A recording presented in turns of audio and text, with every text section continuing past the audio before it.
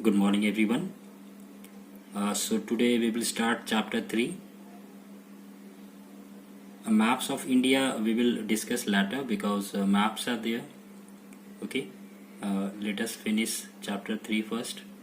Since your exams will be there, online exams. So I have to ask questions from chapter 3 also. That's why we will complete this chapter first. Chapter 3 is location, extent and physical features of India. So we will discuss different things about our own country. So let's start this chapter. India is the 7th largest country in the world. It is situated in the southern part of Asia at the apex of the triangle formed by India, South Africa and Australia. As you can see in the figure, okay, the position of our country in the Indian Ocean. Okay, see it carefully. You can see India, okay, then you can see South Africa and Australia. Alright, so strategically India's location is very important in this Indian Ocean, and India is the 7th largest country in the world, and also India is the second most populous country in the world. Okay, India is the only country in the world whose name is given to an ocean, the third largest ocean in the world, that is the Indian Ocean. India lies in the northern hemisphere. The Tropic of Cancer divides India into two parts. The northern part of India enjoys temperate climate, while the southern part enjoys tropical climate. So these are more informations about our country, India. Okay, India is the only country in the world whose name is given to an ocean. You know about several oceans like Pacific Ocean is there, Arctic Ocean is there, okay, Atlantic Ocean is there, but Indian Ocean has been named after India. No ocean has been named after any other country. And you know why Indian Ocean has been given our country's name? It is because of the position of our country. Alright, you know that the entire Indian Ocean actually is in our control. That is why India lies also in the northern hemisphere. As we know that that equator divides the globe into two halves, and India's location is around the northern hemisphere. Also, the Tropic of Cancer divides our country into two parts. So the northern part, alright, where Jharkhand is there, Bihar is there, Uttar Pradesh is there. So these areas enjoys what kind of climatic condition? Yes, temperate climatic condition. And the southern part enjoys tropical climate. Owing to its latitudinal location, India receives ample amount of sunlight, varied temperature and good amount of water by rainfall. Therefore, India has a variety of plants, animals, birds, insects, etc. Hence, India is one of the countries with maximum biodiversity in the world. And that is true. Okay, you know that India's location is such that we receive maximum sunlight all throughout the year.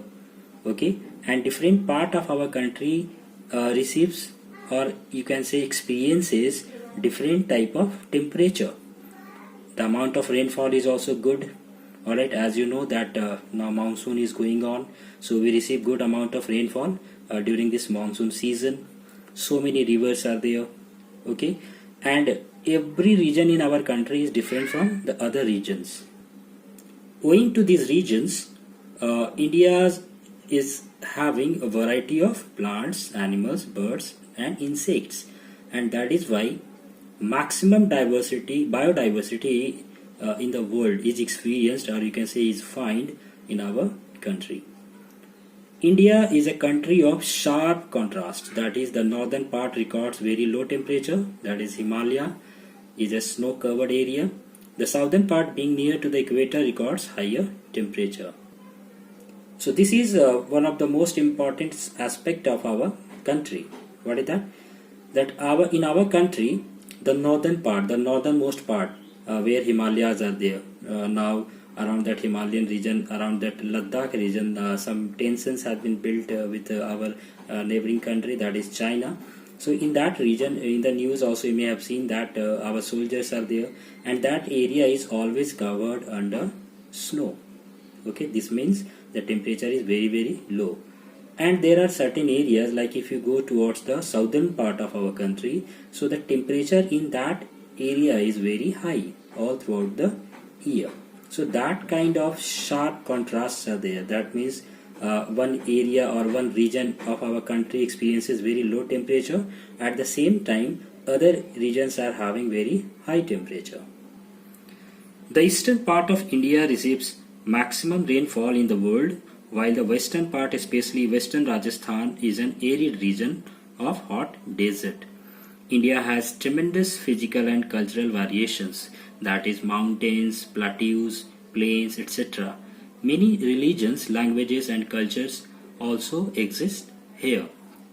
So here we are talking about a very diverse nation, that is our country, India. Okay, so if we are talking about the climatic condition, already I have given you example that the northernmost part of our country, the temperature is very low. As you move towards the south, the temperature increases. On the other hand, about rainfall, okay, so the eastern part of our country receives maximum rainfall. I can give you an example, like the eastern region, you know that three mountains are there. You may have seen that Garo, Khasi and Jantia, and Meghalaya is there. Okay, so in that area the monsoon winds are trapped, and Meghalaya receives very heavy rainfall during that monsoon. Alright, Cherrapunji, Mausenaram. Okay, so Mausenaram actually is a place which receives maximum rainfall all over the world, that is in the eastern part of our country. But as we move towards the western part of our country, the amount of rainfall decreases. Example is western Rajasthan. It is an arid region. What is the meaning of arid? Arid means the area which receives very low rainfall or no rainfall. Okay, so that area is a hot desert. Understood? So different type of diversities are there in our country. All right, physical and cultural variations are there. Like mountains are there in our country. Like Himalayas are there, Western Ghats are there, Eastern Ghats are there. So many mountains are there. Plateaus are there, like Chota Nagpur Plateau. All of us are familiar with it. Plains are there, the Great Northern Plains. All right, and also India is a land where different type of religions, languages and cultures also exist. Now let us talk about the latitudinal and longitudinal extent of our country. So latitudinal extent means India lies between 8 degrees 4 minutes north to 37 degrees 6 minutes north. And the longitudinal extent is India lies between 68 degrees 7 minutes east to 97 degrees 25 minutes east. Okay, and area 3.28 million square kilometer. That is 2.4% of the total land area of the earth. Also, the northernmost point of our country is Dafadar, that is in Jammu and Kashmir. Southernmost point, Indira Point, Great Nicobar in Nicobar Islands. Easternmost point is Kibito, that is in Arunachal Pradesh. Westernmost point is west of Ghuar Mota, that is in Gujarat. India can be divided into 5 physical divisions. Okay, that is called physiographic divisions also. And these are the northern mountains, the North Indian plains, third one is the plateau region, fourth one is the coastal plains, and the fifth one is the islands. So one by one we will discuss all these physiographic divisions. The northern mountains. The northern mountains of India are the fold mountains. These are also known as the young fold mountains. These mountains are generally referred to as the Himalayas, but there are many mountain ranges parallel to each other which are known by different names. When we talk about Himalayas, the thing which comes to our mind is that there is a single mountain god or a single mountain range. Actually, Himalayas are the young fold mountains. Alright, young fold mountains. Why we call them young fold mountains? Because the height of Himalayas are increasing year after year. Okay, and these are newly built mountains. Alright, and the second thing is that there is not a single range of mountain. There are three parallel ranges, and they are known by different names also. Together we call them the northern mountains or the Himalayas, but they are having different names. Okay, so the first one is Shivalik range. The second one is called the Himachal range, or it is also called Middle Himalayas, and the third one is called the Great Himalayas or the Himadri. I will show it in the figure. Now you can see there, from south we start. Indo-Gangetic plains are there. Okay, then the Shivalik. Can you see that? Shivalik. Then dunes are there, that is the valleys are there. Then the Himachal range is there, and then the Great Himalaya, the highest mountain ranges in the world. So that is there. Okay, so that is the cross section of the Himalayan ranges. So first let us talk about the Shivalik range, or that is also called the Outer Himalayas. Okay, it is in the form of low hills situated between the Himalayas in the north and the Indo-Gangetic plains in the south. The average height of these hills ranges from 1000 meter to 1500 meter, and the longitudinal valleys between the Shivalik and the Himachal range are known as Dun, means valley. Example, Dehradun, Patli Dun, and Pinjore Dun, etc. So the Shivalik range. Okay, so we start from it.